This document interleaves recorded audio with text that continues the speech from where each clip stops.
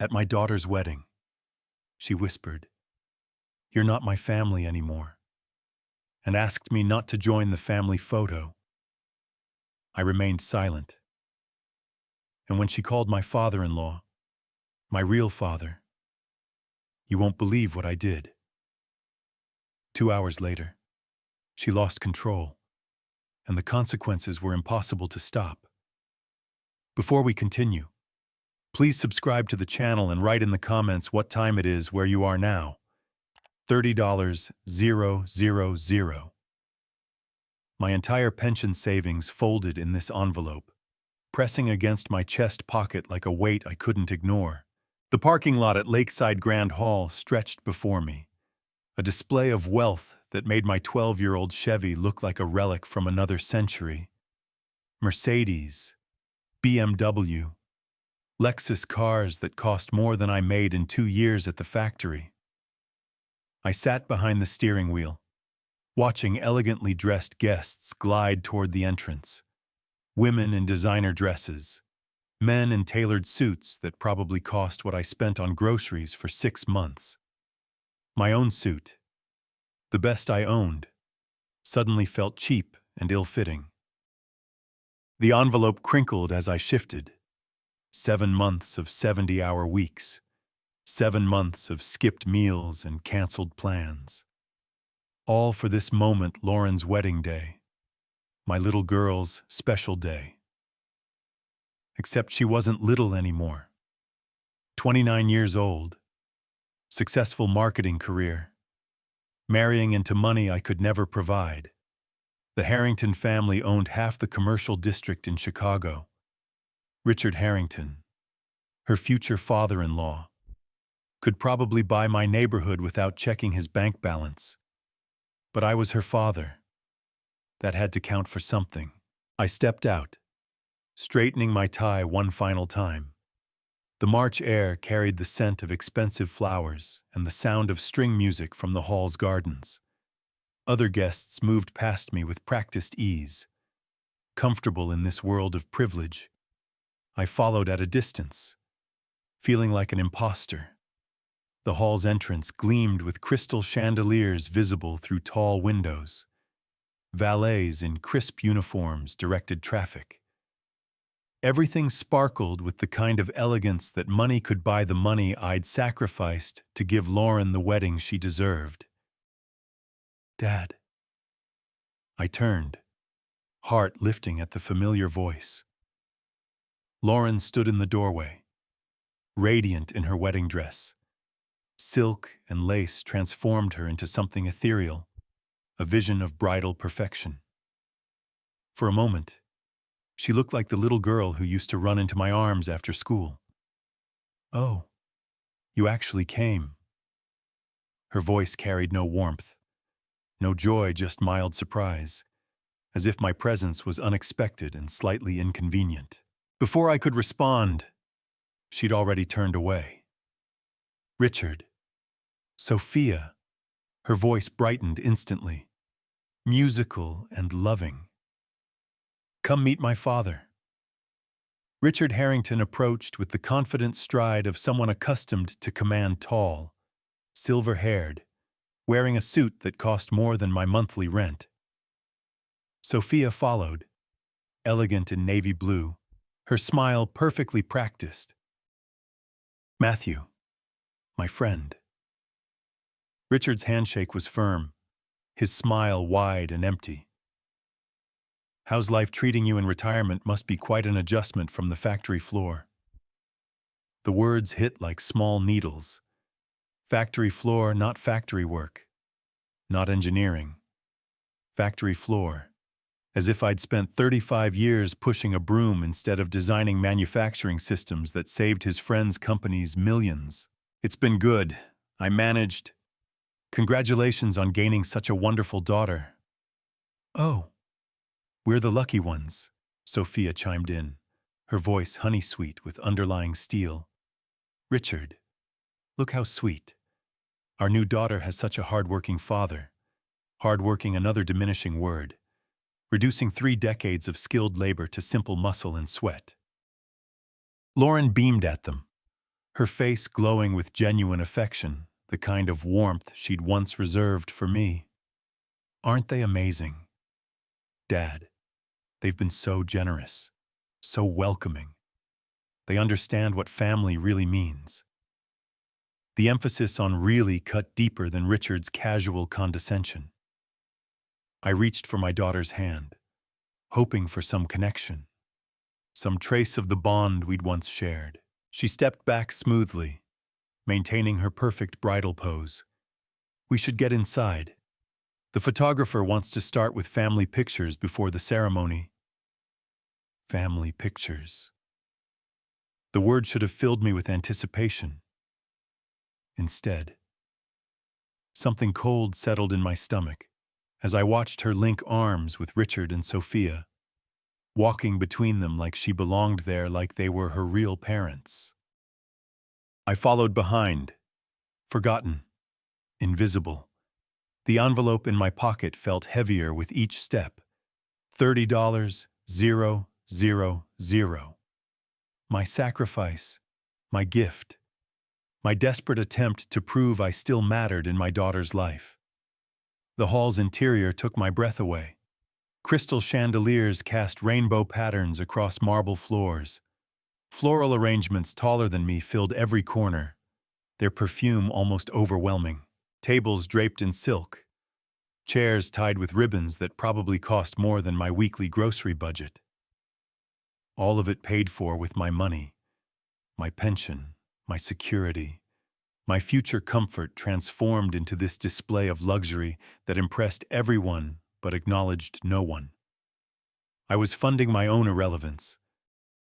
Magnificent, isn't it? A woman beside me sighed appreciatively. The Harrington family certainly knows how to celebrate. Your daughter is so fortunate. Fortunate, another word that felt wrong, suggesting luck rather than love, chance rather than choice. I nodded politely, unable to form words that wouldn't reveal the growing emptiness in my chest. Lauren laughed at something Sophia whispered. The sound bright and musical. She'd never laughed that way with me. Not in years. Not since she'd started climbing the social ladder that led away from factory workers' daughters and toward respectability. The photographer was setting up near the altar, adjusting lights and testing angles. David Chen. According to the contract, I'd signed $2,500 for wedding photography, money I'd earned working double shifts while other men my age were learning to golf. This way, please. A wedding coordinator guided me toward a side section. The bride's family seating is here. Bride's family singular, as if I was all that remained of Lauren's past. A relic to be politely accommodated, but not celebrated. I took the designated seat, watching Richard place his hand protectively on Lauren's shoulder. The gesture was natural, comfortable the way I used to guide her through crowds when she was small, before she decided that working-class love wasn't enough. That factory floor devotion couldn't compete with country club connections. The envelope crackled again as I sat down. $30,000, the price of admission to my own daughter's rejection. Purchased with every overtime hour I'd worked since her engagement announcement. David began organizing his equipment, chatting easily with the Harrington family. They responded with the casual confidence of people accustomed to being photographed, documented, celebrated.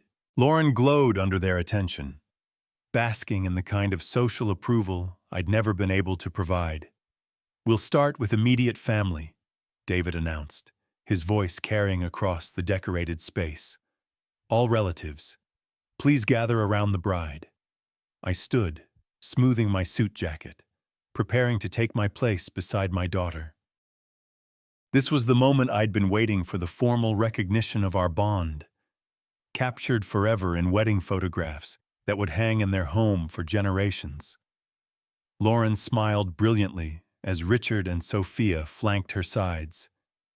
Justin, her new husband, took his position with practiced ease. The Harrington family formed a perfect circle around her, their expensive clothes and confident postures creating a portrait of success. I approached the group, my heart beating faster with anticipation. My steps felt lighter as I moved toward the photography area. Finally, the moment I'd been waiting for, standing beside Lauren, being acknowledged as her father in front of everyone who mattered. The father of the bride photos that every wedding album contained. The images that would preserve our relationship for posterity.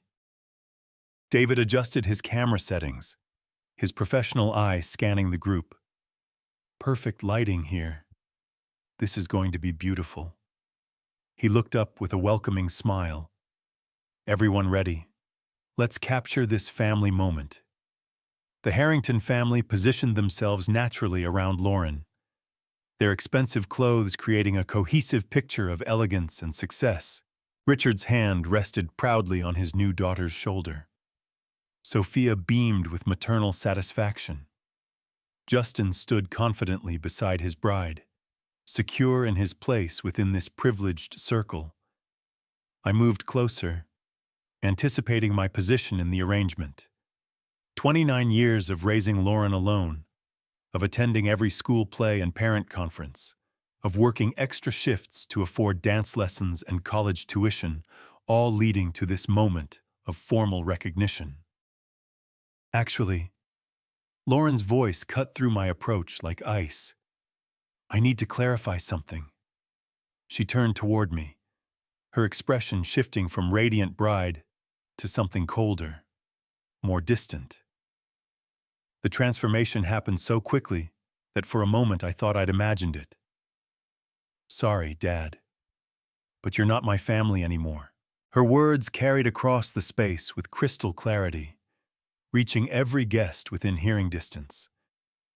These are my real family members now. The world shifted beneath my feet, not metaphorically, literally. The marble floor seemed to tilt. The crystal chandeliers blurred. The expensive floral arrangements became a spinning kaleidoscope of confusion. 29 years of bedtime stories, school plays, graduations, tears and laughter and dreams shared between father and daughter erased with one sentence. Deleted. Declared null and void in front of strangers wearing $1,000 suits. Honey, maybe we shouldn't. Justin's voice carried a weak note of protest, his discomfort visible even through my shock. No, Justin. Lauren's tone brooked no argument. It's time for changes. Harrington is my future now. This is my real family.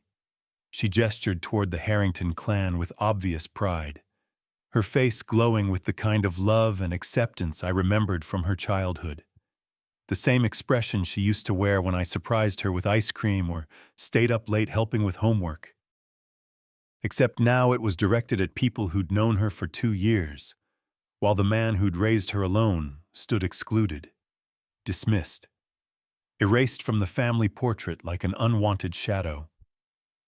David lowered his camera, clearly uncomfortable with the tension he'd inadvertently triggered. Other guests had stopped their conversations, sensing drama unfolding. Whispers began spreading through the elegantly dressed crowd, like ripples across expensive silk. I understand.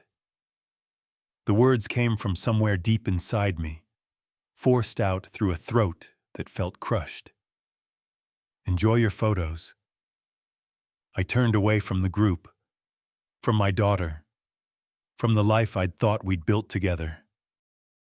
Each step felt like walking through quicksand, heavy and uncertain. The whispers followed me, curious and sympathetic and embarrassed all at once. My assigned table waited in the corner, a single-place setting, surrounded by empty chairs. The wedding coordinator had mentioned other guests would join me later, distant relatives and family friends, but for now it was just me and the stark reality of my isolation. I sank into the chair, my legs suddenly unable to support the weight of what had just happened. The envelope in my pocket crackled again, mocking me with its substantial weight.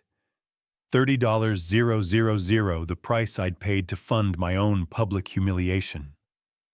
Behind me, David resumed his photography session. I could hear the clicking of his camera, the gentle directions he gave to pose the Harrington family around my daughter. Their laughter carried across the space, warm and inclusive and complete without me. Beautiful. Now tilt slightly toward Richard. Lauren. Perfect. Sophia. Can you move just a step closer? Excellent. Each click of the camera captured moments I would never be part of, memories that would hang in their homes and albums forever. The official record of Lauren's new family, the people who mattered in her life now. I stared at my hands, weathered from 35 years of honest work, scarred from countless small injuries earned providing for a daughter who had just declared me irrelevant. These hands had built her dollhouse, taught her to tie shoes, signed every check for her education and dreams. Now they trembled slightly as the full weight of her rejection settled into my bones. The photography session continued behind me, voices bright with celebration, Richard's deep laugh, Sophia's gentle corrections, Justin's confident responses, and underneath it all, Lauren's voice, musical and happy in a way I hadn't heard in years. She was happy genuinely, completely happy in a way she'd never been with me, not since she'd started her climb toward respectability. The Harrington family gave her something I never could: social acceptance, financial security, the kind of approval that came from belonging to the right class. I pulled out my phone, hands shaking slightly as I checked my bank balance. The money was still there, waiting for tomorrow's transfer. $30,000 that would disappear from my account and into the hall's coffers, paying for flowers and food and music that celebrated my replacement. "Are you all right?" Sir, a young server had appeared at my table, her face kind with genuine concern. She was probably Lauren's age, working hard to afford college or support her own family, the kind of person my daughter used to be before she decided that working-class values weren't sophisticated enough for her new aspirations. Fine. I managed just taking it all in. She nodded sympathetically and moved on, leaving me alone with the sound of celebration surrounding my corner of silence. The photography session was winding down, David thanking the Harrington family for their patience and cooperation. I didn't turn around. I couldn't bear to see Lauren's radiant face, flushed with the satisfaction of having made her statement clear.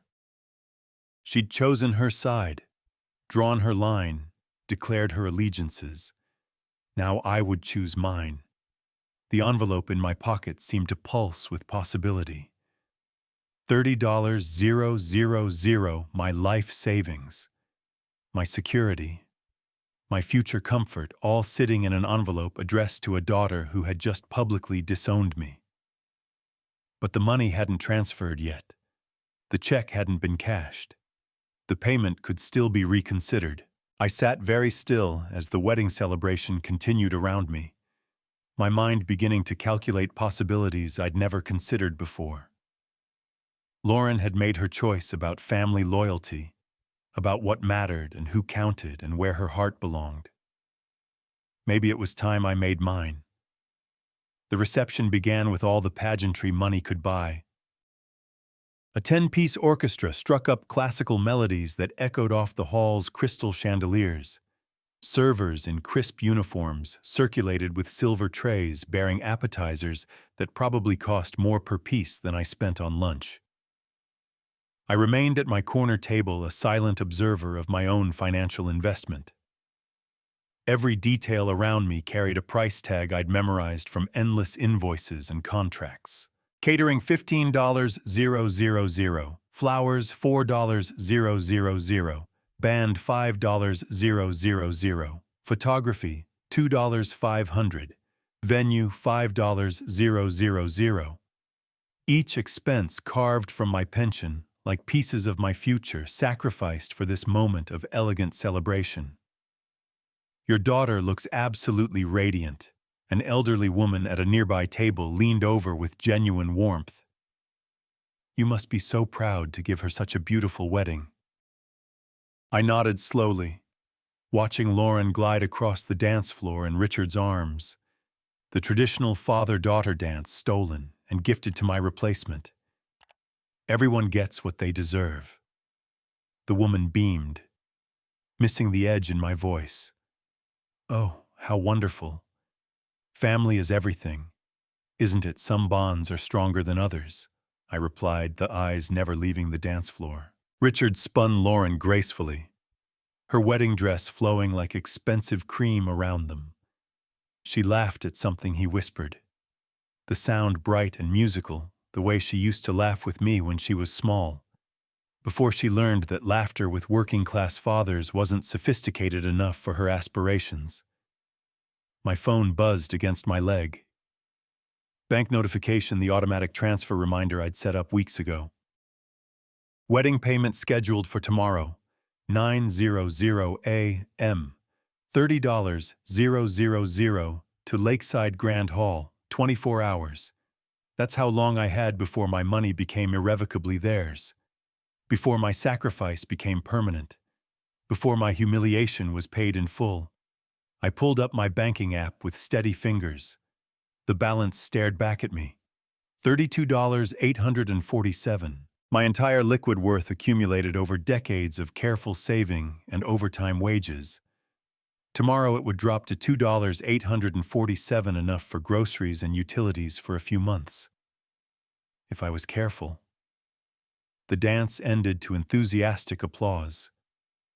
Lauren hugged Richard with obvious affection, then moved to dance with Justin while Sophia wiped tears of joy from her eyes. A perfect family moment, documented by David's camera, funded by my empty bank account. This must have cost a fortune. Another guest approached my table, his voice filled with admiration. You're incredibly generous.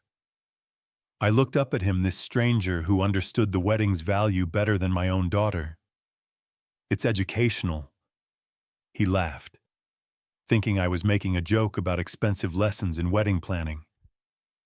If only he knew how educational this experience was becoming, how clearly it illustrated the price of love, the cost of loyalty, the exact monetary value of 29 years of devoted fatherhood. The orchestra transitioned into dinner music as servers began presenting the first course. Herb-crusted salmon. I remembered from the menu selection, $55 per plate. $55 multiplied by 150 guests. Another $8,250 of my pension served on china that cost more than my monthly car payment. I accepted my plate mechanically, unable to taste the expensive flavors. Around me, guests exclaimed over the quality of the food, the elegance of the presentation, the obvious expense of the celebration. They understood that someone had paid dearly for this luxury. They simply assumed that someone was happy to do so. I remember when my daughter got married. An elderly woman across the table shared nostalgically. Such a special bond between father and daughter. Nothing compares to that moment of giving her away. I cut my salmon into precise pieces, each movement controlled and deliberate. Some daughters prefer to give themselves away. She looked puzzled, but didn't pursue the comment, returning to her conversation about the beauty of the ceremony. I continued eating, continued watching, continued calculating. Lauren moved between tables like a gracious hostess, accepting congratulations and compliments with practiced ease. She'd grown into this role naturally, as if born to navigate social gatherings where champagne flowed and small talk sparkled with insider references and shared connections. When she reached tables near the Harrington family section, her laugh became more genuine, her gestures more animated. When she approached working-class relatives and factory friends I'd invited, Her smile remained perfect, but grew slightly strained. Her conversation shorter and less engaged. She was editing her past in real time, graduating from one social class to another with the efficient brutality of someone who knew exactly what she wanted and who she had to discard to get it. My phone buzzed again. This time, a text from my bank. Reminder: large transfer scheduled for tomorrow. Call customer service to cancel or modify. Cancel or modify. 3 words that held more power than any others in my vocabulary at this moment. 3 words that could transform this entire celebration from triumph to catastrophe in the space of a phone call. I stared at the message until the screen darkened, my reflection appearing in the black glass. 63 years old, gray-haired, wearing my best suit to my own daughter's rejection ceremony. I looked like what I was, an aging factory worker who'd saved every penny to afford one moment of importance in his daughter's life. That moment had come and gone. Now I was just an expensive guest at my own execution. The dinner courses continued with clockwork precision. Soup course $20 per bowl. Salad course $15 per plate. Each bite represented hours of overtime work. Weekends sacrificed, small comforts denied. All so Lauren could impress people who would judge her by the elegance of her reception rather than the love of her father. Such a lovely wedding, someone commented to their companion. The Harrington family certainly knows how to celebrate properly. The Harrington family, as if they'd planned and paid for everything. As if their money had transformed the hall into this showcase of elegance and taste. As if I was merely a footnote in their celebration. A working-class relative tolerated for form's sake. David moved through the crowd, capturing candid moments between courses. Happy guests, loving family, perfect celebration. His camera never turned toward my corner table, where the man who'd made it all possible sat alone with his untouched champagne and growing fury. Sophia rose from her chair, moving toward the microphone with the confidence of someone accustomed to public speaking.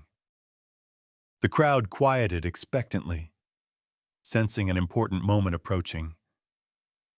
"Ladies and gentlemen," she began, her voice carrying clearly across the decorated space. "I'd like to say a few words about our beautiful new daughter. Our daughter, not Matthew's daughter, who was marrying into our family. Our daughter, as if Lauren had been born into the Harrington clan and raised in their world of privilege and proper connections." I set down my fork, my appetite completely gone. My hand moved unconsciously to the envelope in my pocket, fingers tracing the outline of the check that would complete my financial sacrifice. But Sophia was still speaking, and something in her tone suggested this speech would deliver another blow, another reminder of my irrelevance in Lauren's new life. I focused on her words, preparing myself for whatever came next. The champagne in my glass had gone flat. Its bubbles disappeared like my illusions about family loyalty. Around me, guests leaned forward attentively, ready to witness another moment of Harrington family eloquence. I waited, my hand still touching the envelope as Sophia prepared to deliver what I sensed would be the final insult to my decades of devoted fatherhood. Sophia's voice faded as she handed the microphone to Lauren with maternal pride. My daughter rose gracefully, champagne flute catching the light like a crystal beacon. The entire reception fell silent, 150 guests turning their attention to the radiant bride. For one desperate moment, hope flickered in my chest. Perhaps this was my chance for redemption, the traditional daughter's speech where she thanked her father for his love, his sacrifices, his unwavering support through 29 years of devoted parenthood. "Thank you all for sharing this perfect day with us," Lauren began, her voice confident and musical. "I want to recognize the most important people who made this possible." She paused, scanning the crowd with practiced poise. Her eyes swept past my table without acknowledgement, landing instead on Richard and Sophia at the head table.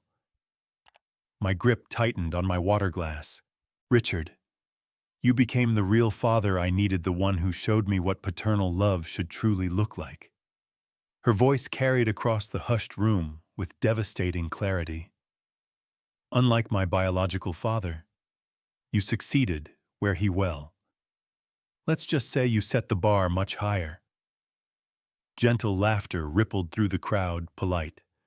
Understanding chuckles from guests who thought they were witnessing charming honesty rather than calculated cruelty. My world collapsed into that single phrase, real father. 29 years of bedtime stories reduced to a punchline. Decades of overtime shifts transformed into comedic failure. Every sacrifice, every skipped vacation, every doubled work week to afford her dreams, all dismissed with casual laughter from strangers drinking champagne purchased with my pension. Richard stood slowly, accepting the microphone with dignified grace. My dear daughter. He said the word daughter rolling off his tongue like a claim of ownership. It's been my honor to guide you toward the happiness you deserve. You needed a father who truly understands your worth, your potential, your place in the world. More applause, enthusiastic approval from people who understood the subtext perfectly. Working-class devotion couldn't compete with country club cultivation. Factory floor love was insufficient for someone with Lauren's refined aspirations. Welcome to our real family, darling. Sophia added, her voice thick with emotion as she embraced my daughter. Real family. The words echoed in my skull like hammer blows. Real father, real family, real life that didn't include the man who'd raised her alone after her mother died, who'd worked 70-hour weeks to afford her wedding dress, who'd emptied his savings to fund this elaborate celebration of his own replacement. I stood quietly, my movement barely noticed amid the continuing toasts and congratulations. No dramatic exit. No angry confrontation, just a man in his best suit slipping away from a party that had transformed his love into a source of entertainment. The heavy restaurant doors muffled the celebration as I pushed through them. Behind me, applause continued for my daughter's brave honesty about upgrading to better parentage. Ahead lay the parking lot and the cool March evening air that promised clarity I couldn't find inside. My footsteps echoed across marble floors as I walked away from 29 years of fatherhood, officially terminated by public vote and recorded by professional photographers who would preserve this moment in wedding albums forever. Real father. The phrase followed me into the night like a curse I'd paid $30,000 to hear. Cool air hit my face as the restaurant doors closed behind me, cutting off the sound of celebration like a heavy curtain. Streetlights illuminated the parking lot where luxury vehicles sat gleaming in neat rows, their polished surfaces reflecting my isolation back at me through expensive chrome. My Chevy waited in the corner, humble and functional among its prestigious neighbors. I walked toward it slowly, my footsteps the only sound in the suddenly peaceful evening. No applause, no laughter, no speeches declaring my obsolescence, just silence and the distant hum of traffic on the interstate. Reaching my car, I leaned against the driver's side door and pulled out my wallet with trembling fingers. The leather had grown soft with age, worn smooth by decades of honest work. Behind my license, tucked carefully in the photo sleeve, was a picture I'd carried for 17 years. Lauren at 10 years old, missing her 2 front teeth, arms wrapped around my neck in fierce embrace. We'd been at the county fair, her face sticky with cotton candy, eyes bright with uncomplicated joy. She'd won a stuffed elephant at the ring toss and declared me the best daddy in the whole world before falling asleep in my arms on the drive home. Daddy, promise me you'll always be there for me, she'd whispered that night as I tucked her into bed. Promise you'll never leave me like Mommy did. My throat tightened as I stared at that innocent face, trying to reconcile it with the woman who just publicly divorced me in front of 150 strangers. When had that trusting child transformed into someone capable of such calculated cruelty? The answer came with unwelcome clarity, gradually, methodically, over the 2 years since she'd met Justin. Small changes I'd rationalized as maturity. Her embarrassment when I picked her up from dates in my aging Chevy. Her suggestions that I dress better when meeting her new friends. Her gentle corrections of my grammar, my manners, my working-class background that no longer suited her elevated aspirations.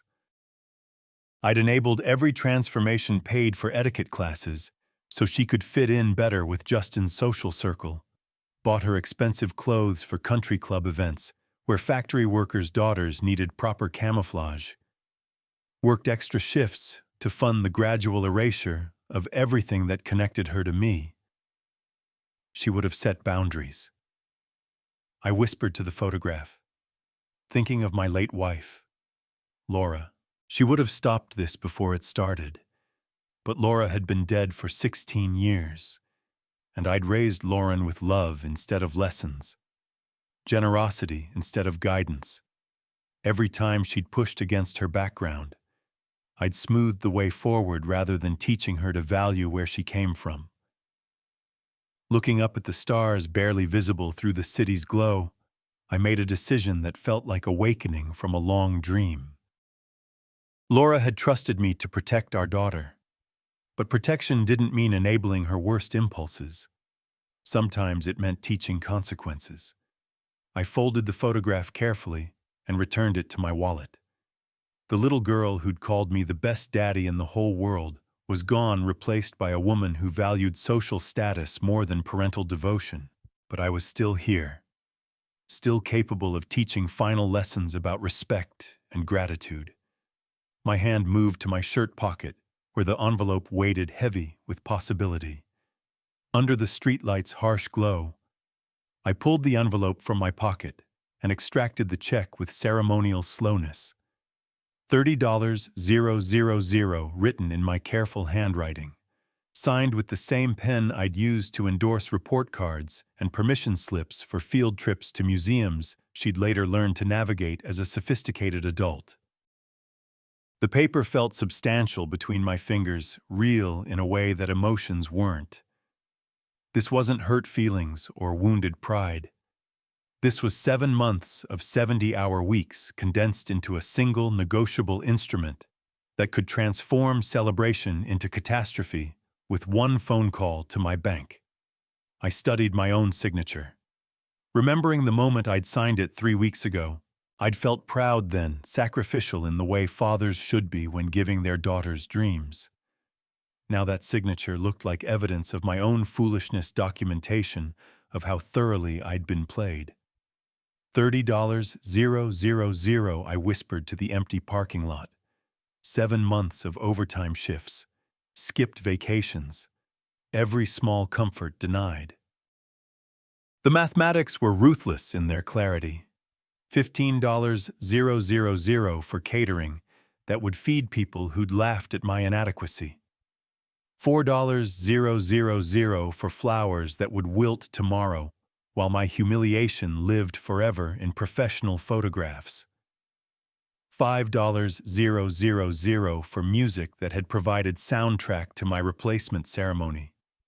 Each expense had seemed reasonable when I'd imagined walking my daughter down the aisle, dancing the traditional father-daughter dance, being acknowledged as the man who'd made her happiness possible. Instead, I'd funded my own funeral as her father, complete with eulogies delivered by her new family. She wants to treat me like a stranger. I asked the cold March air. Then I'll act like one. The decision crystallized with surprising peace. No anger, no revenge, just the simple logic of cause and effect. Lauren had chosen to publicly sever our relationship. I was merely honoring her choice by implementing its natural consequences. I tore the check in half with deliberate precision, the sound of ripping paper satisfying in its finality. One piece went into my left pocket, the other into my right, a commitment device that made reversal impossible without conscious deliberation. The liberation was immediate and overwhelming. For the first time in months, I wasn't carrying the weight of someone else's expectations. No daughter to impress, no in-laws to satisfy, no social obligations to fulfill with money I couldn't afford to spend. I straightened my tie and smoothed my jacket, composing myself for the return performance. This wasn't about revenge or punishment. This was education. The final lesson in a curriculum I'd started 29 years ago when I'd promised to raise a good person. I promised to take care of her, I said quietly, remembering Laura's trust and my own naive good intentions. Not to enable her cruelty. Walking back toward the restaurant entrance, I felt calmer than I had all day. Let her show everyone who she really was when the bill came due. Let Richard and Sophia demonstrate their commitment to their real daughter when financial reality replaced social performance. I reached the heavy doors and paused with my hand on the brass handle, taking one deep breath before re-entering the world I'd just revolutionized.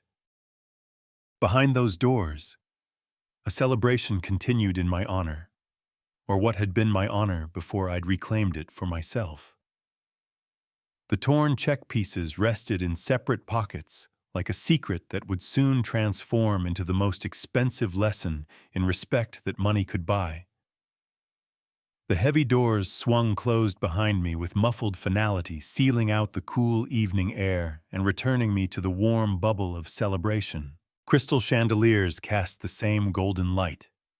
The orchestra played the same elegant melodies. Guests continued their animated conversations over champagne and expensive appetizers. But everything had changed. Not the scenery, the observer. I walked through the reception with measured steps, no longer the anxious father seeking approval. The torn check pieces in my pockets felt like weapons, small paper bombs that would detonate when the moment was right.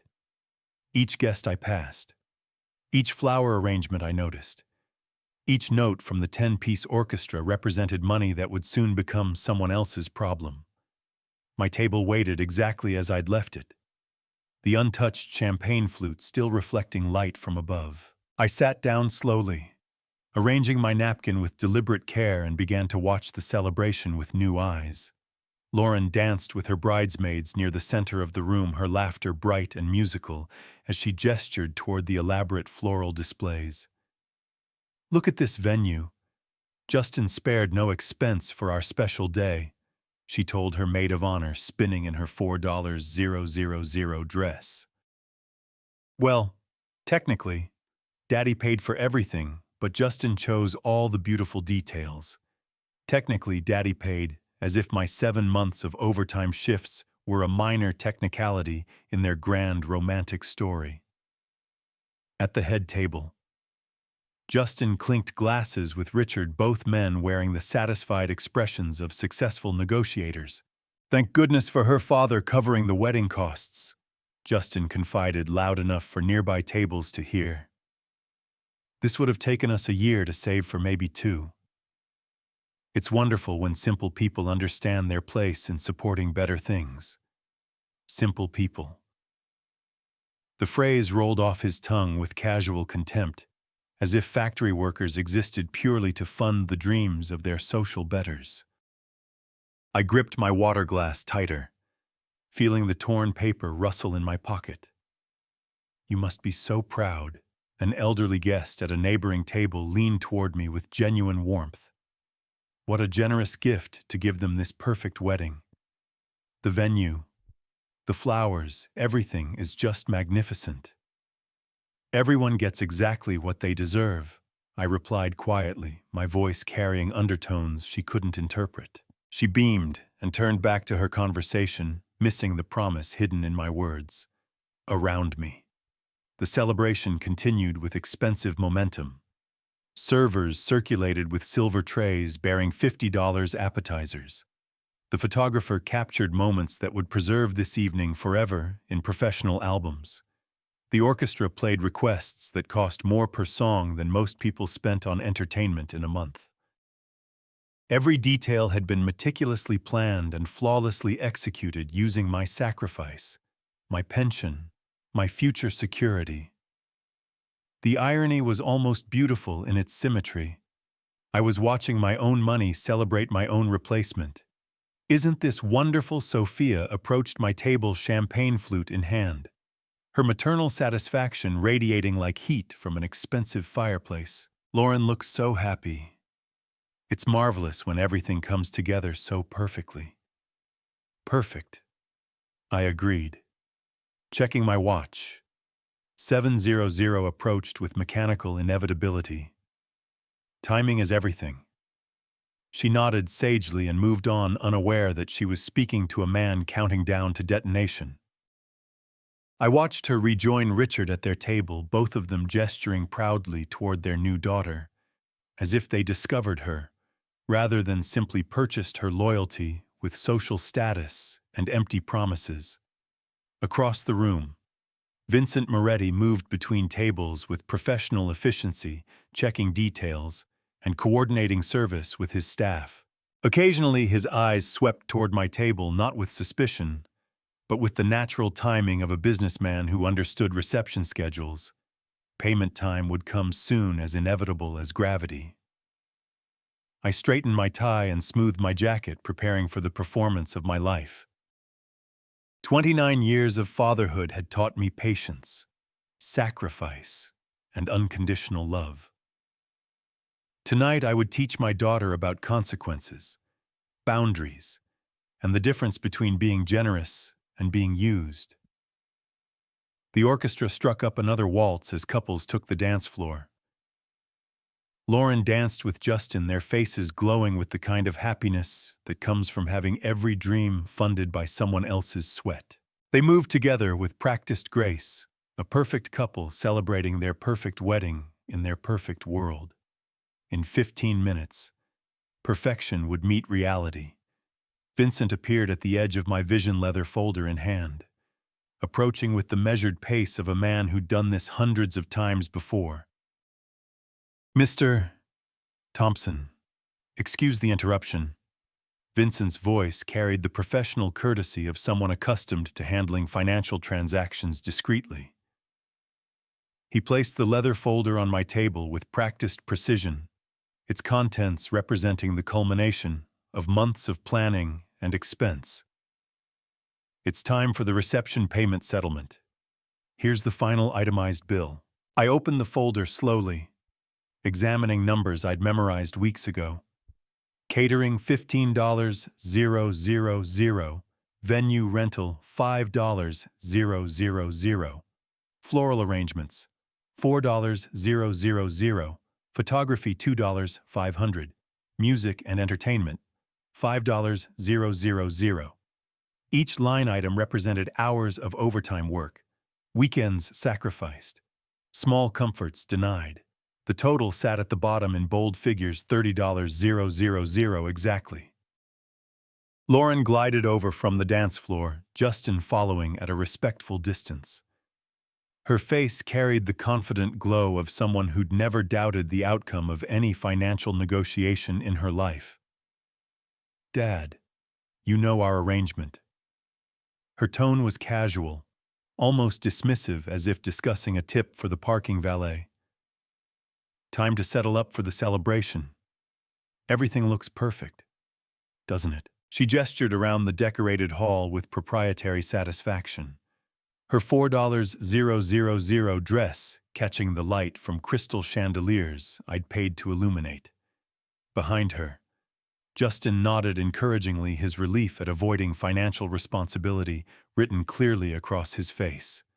I closed the folder and looked up at my daughter, this woman who'd publicly declared me irrelevant just hours earlier. The transformation was complete, from devoted father to dispensable ATM, valued only for what I could provide. "I've changed my mind. Lauren."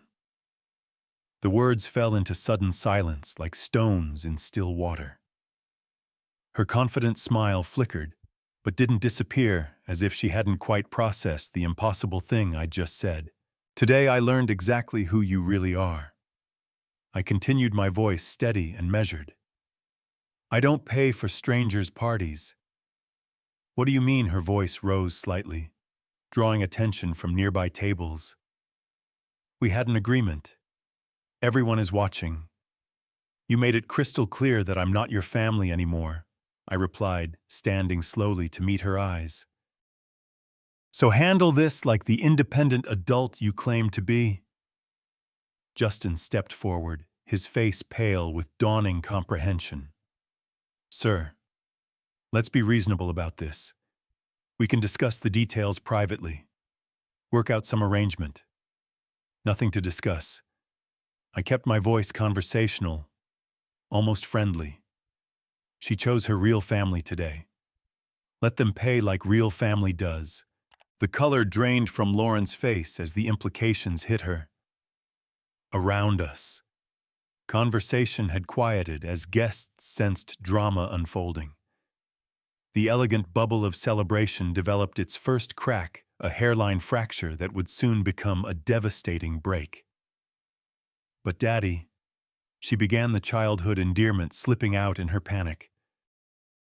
I'm not your daddy. Remember, I picked up my water glass and took a measured sip. Richard is your real father now. I'm sure he'll be happy to demonstrate his commitment to his real daughter. Vincent shifted uncomfortably, his leather folder still open on the table. The unpaid bill exposed like a wound. This wasn't how these conversations typically went.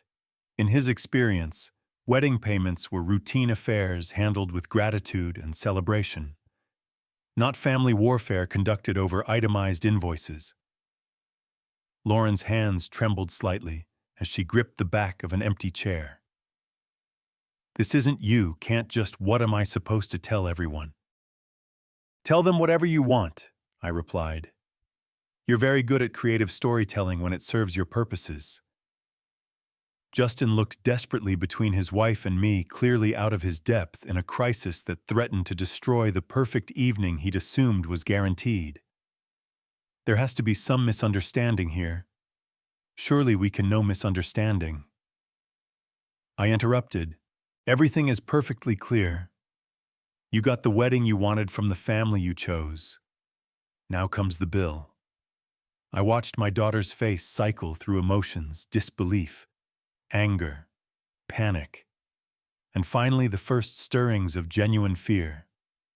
For 29 years, she'd never doubted my support, never questioned my willingness to sacrifice anything for her happiness. That certainty was dying in real time, visible in her widening eyes. Lauren turned desperately toward the head table where Richard and Sophia sat, their faces showing the first signs of concern as they noticed the disturbance at my table. Lauren's heels clicked rapidly against the marble floor as she hurried toward the Harrington family table, Justin close behind her. I remained seated, watching the drama unfold with the detached interest of someone observing a carefully orchestrated experiment in human nature. Richard looked up from his conversation as his daughter-in-law approached, his patrician features showing mild concern at her obvious distress.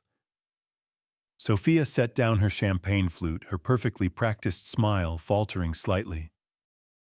There's been a misunderstanding with my father. Lauren began, her voice carefully controlled, despite the panic I could see building behind her eyes. He's having second thoughts about the payment arrangement.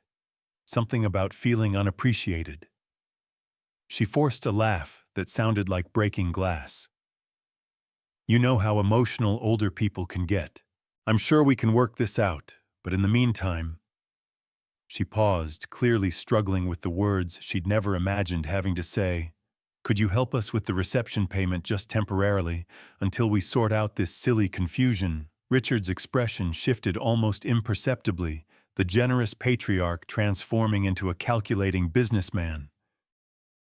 Well, son, he said, addressing Justin while pointedly ignoring Lauren's direct appeal. We've already committed quite substantially to your honeymoon arrangements, the European tour. The first-class accommodations.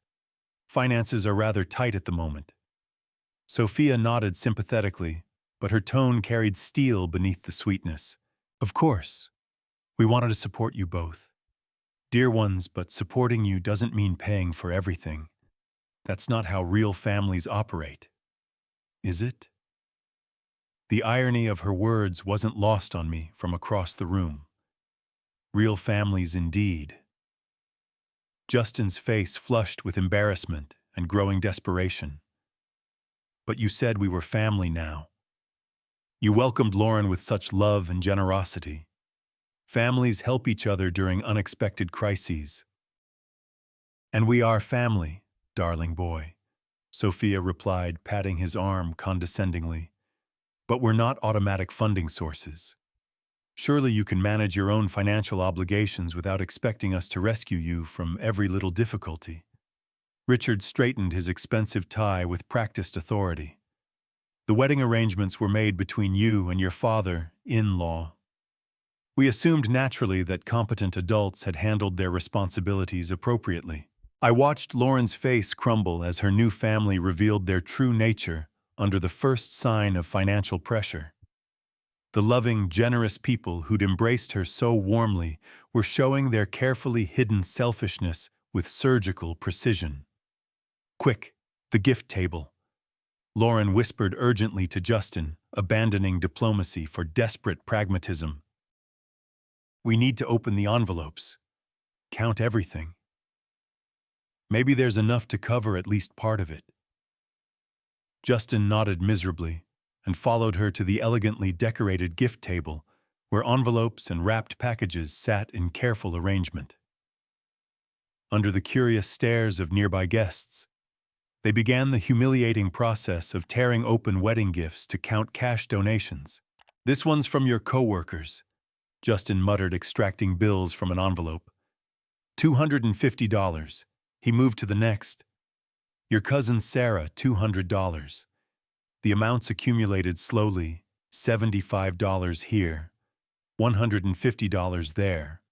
Occasionally a more generous $300 or $400 from closer relatives. Lauren's hands shook as she calculated running totals, her perfect wedding composure disintegrating with each opened envelope. Guests at nearby tables watched with uncomfortable fascination as the bride and groom conducted an impromptu audit of their own wedding gifts. How much so far? She asked, her voice tight with suppressed panic. Maybe $5,000, Justin replied quietly. $6 at most. The photographer and the band, we could probably cover those. But the catering and venue... He didn't need to finish the sentence. Even with every envelope opened and every gift monetized, they were facing a shortfall that would leave significant debts unpaid and vendors unsatisfied. Vincent appeared at their makeshift counting station, his professional patience beginning to show strain. I don't mean to pressure you, but we do have other events scheduled. The kitchen staff is waiting to clean up, and we need to settle accounts this evening. Lauren looked up at him with eyes that had learned what desperation felt like. Gift money scattered across the table told the story of her situation, generous but insufficient, loving but inadequate, well-meaning but ultimately useless against the reality of $30,000 in unpaid bills. She turned back toward my table, her gaze meeting mine across the elegant chaos of her perfect wedding reception. For the first time in years, possibly for the first time in her adult life, she was completely out of options. Facing consequences without safety nets. Experiencing what accountability actually meant. I raised my water glass in a small private toast to the woman who'd wanted so badly to prove she didn't need her father. Now she would discover exactly what that independence cost. Gift envelopes lay scattered across the table like fallen leaves, their contents revealing the cruel mathematics of wedding generosity. Lauren's hands shook as she counted bills with increasing desperation. her perfect manicure smudged by desperate fingerprints on crumpled 20s and 50s. "This envelope from your college roommate, $80. Justin muttered, his voice hollow with disbelief. "The one from my office colleagues, $175. He moved to the next with mechanical precision. "Great Aunt Martha, $75 in a card about finding happiness in simple things." Simple things. The irony wasn't lost on me as I watched them audit their own celebration, reducing wedding wishes to currency that fell perpetually short of their desperate need. "How much total?" Lauren asked, her voice stripped of its earlier musical confidence. "Maybe $9,500, Justin replied, his accounting background lending unwanted precision to their humiliation. "Less than $10,000 total. $10,000, a generous sum that would have seemed miraculous to most young couples, but pathetically inadequate against the $30,000 obligation I'd withdrawn. They could cover David's photography fees, pay the musicians, settle the decorating costs, but the $15,000 catering bill loomed like an unpayable mountain of debt." David Chen approached their makeshift counting station with professional discretion. "Mrs. Harrington, I believe this covers my services completely." He accepted his payment with gracious efficiency. "Your photographs will be ready by Friday. Congratulations again on your beautiful wedding." Beautiful wedding. The phrase hung in the air like incense from a funeral service as David packed his equipment and departed. One vendor satisfied others still waiting with growing impatience. "We could pay the band," Justin suggested, weakly grasping for any solution that felt like progress. They managed the music payments next, watching their precious pile of gift money shrink with each transaction, while the catering debt remained untouched, immovable, a financial boulder blocking their path to celebration. Vincent checked his watch with the practiced motion of someone accustomed to business schedules. "Mrs. Harrington, I need the catering payment resolved now. I have policies about outstanding balances, and my evening shift is waiting to complete cleanup." Policies? The word carried weight that social expectations couldn't match. Vincent wasn't family to be charmed or friends to be persuaded. He was a businessman with overhead costs and payroll obligations that existed regardless of family drama or wedding day emotions. Lauren looked up from her pathetic pile of remaining bills, her face pale with the realization that even their best efforts had failed. "We're still short quite a bit. Maybe we could arrange payments a schedule. Something manageable. My contract specifies full payment upon service completion." Vincent replied, his voice firm but not unkind. $15,000 was the agreed amount. I provided the agreed service. I need the agreed payment. Desperate measures demanded desperate choices. Lauren turned back toward my table, her pride crumbling like expensive makeup in summer heat. This wasn't the confident woman who declared me irrelevant just hours earlier. This was someone learning what real powerlessness felt like. "Dad, please." Her voice carried across the room with humiliating volume. "I'm sorry for everything I said earlier. Can you just cover the catering? I'm begging you here." Begging, the word she'd never had to use in 29 years of my unconditional generosity. I looked up from my untouched champagne, meeting her desperate eyes with calm indifference. "No, Lauren." My voice carried clearly, without raised volume. "You made your choice about family today. Learn to live with the consequences." Her face crumpled as the final door slammed shut. Justin tried one last appeal, his financial training searching for angles that didn't exist. "Sir, surely we can reach some accommodation. Family helps family during difficult times." "Exactly," I replied, letting the word's implications settle. "Family helps family. But you made it very clear we're not family anymore." Vincent cleared his throat, checking his watch with growing impatience. You have 10 more minutes to resolve this payment issue. After that, I contact my security service for debt collection procedures. 10 minutes. The wedding reception had become a game show with a very expensive clock ticking down toward consequences that would make this evening unforgettable for all the wrong reasons. Vincent's voice cut through the reception chatter like a dinner bell commanding immediate attention from every guest within hearing distance. Ladies and gentlemen, I apologize for this interruption, but I have a business matter that requires immediate resolution. The orchestra stopped mid-song. Conversations died instantly. 150 faces turned toward the drama unfolding around the gift table, where scattered envelopes and crumpled bills told the story of financial desperation. Mrs. Harrington currently owes $15,000 for catering services provided this evening, Vincent announced with professional clarity that made privacy impossible.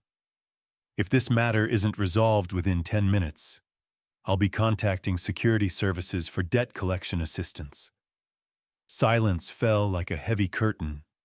Guests exchanged uncomfortable glances, shifting in their seats as they realized they were witnessing something far beyond typical wedding drama. This was business failure happening in real time, complete with specific dollar amounts and public ultimatums. Lauren's composure shattered like expensive crystal hitting marble floors. "Dad!" The word exploded from her throat, with enough force to rattle the chandelier crystals. "You're destroying me. This is your fault. You've ruined the most important day of my life." Her voice cracked on the final words, tears streaming down cheeks that had been professionally made up just hours earlier. The perfect bride had become a hysteric in white silk, screaming at her father, while 150 witnesses watched in horrified fascination. I've never seen anything like this at a wedding reception. Someone whispered at a nearby table, their shock evident despite attempts at discretion. Justin grabbed his wife's shoulders, his face flushed with embarrassment and panic. "Lauren, please calm down. Everyone is staring. Let's handle this quietly.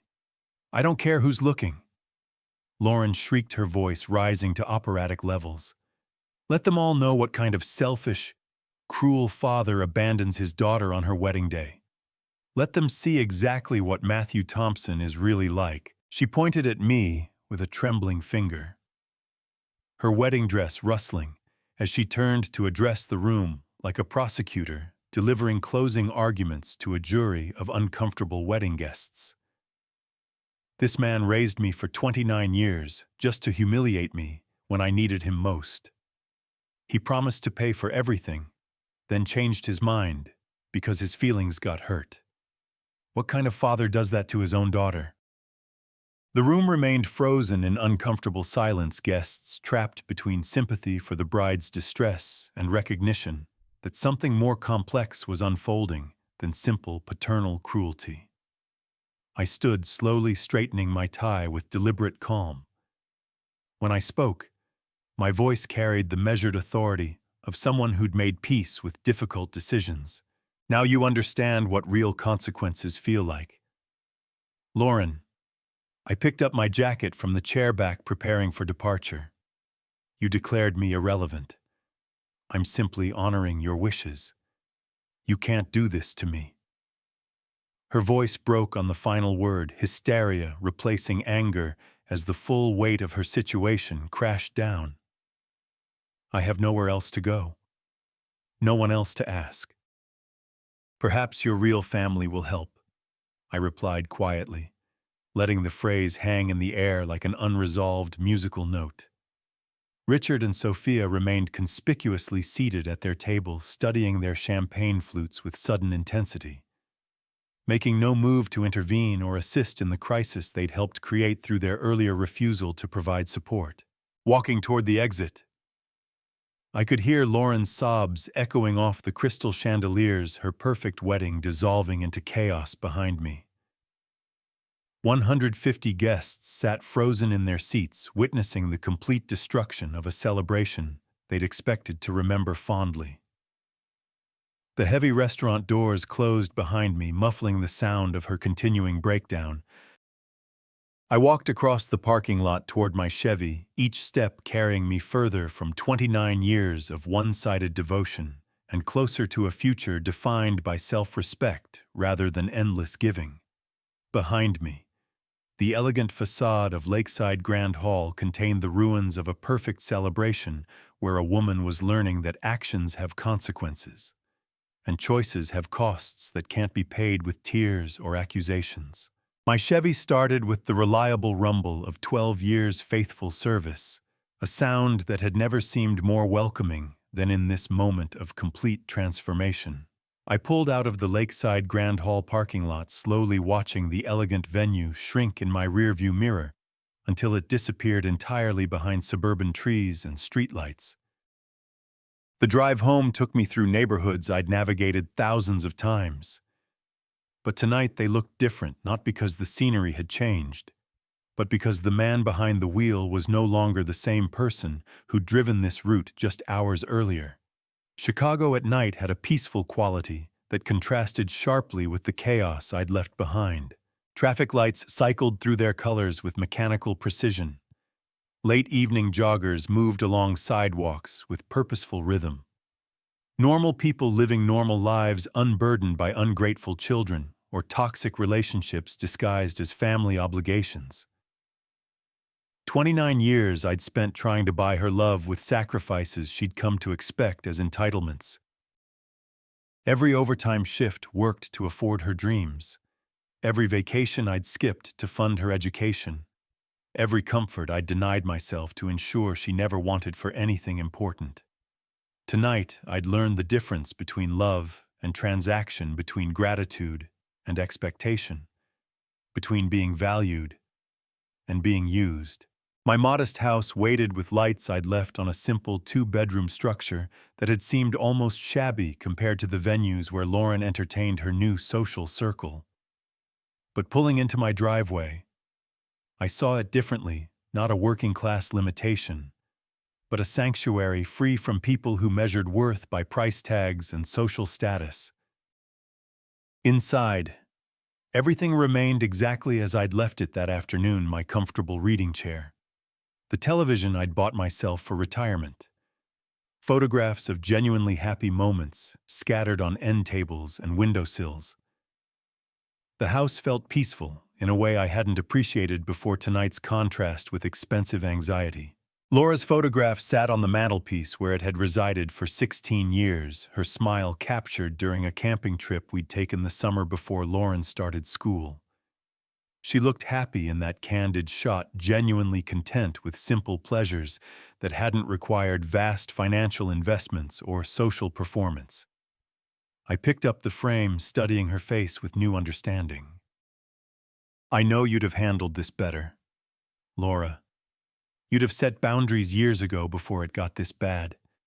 But I did what I had to do tonight." She chose her path, settling into my favorite armchair. I felt the tension of the evening drain from my shoulders like water from a filled bathtub. For the first time in months, I wasn't worried about someone else's expectations or demands. No daughter requiring financial rescue. No in-laws demanding social performance. No obligations beyond my own comfort and well-being. Tomorrow I would wake up with $30,000 still in my account, money that could buy genuine comfort rather than temporary approval from people who'd never valued the man earning it.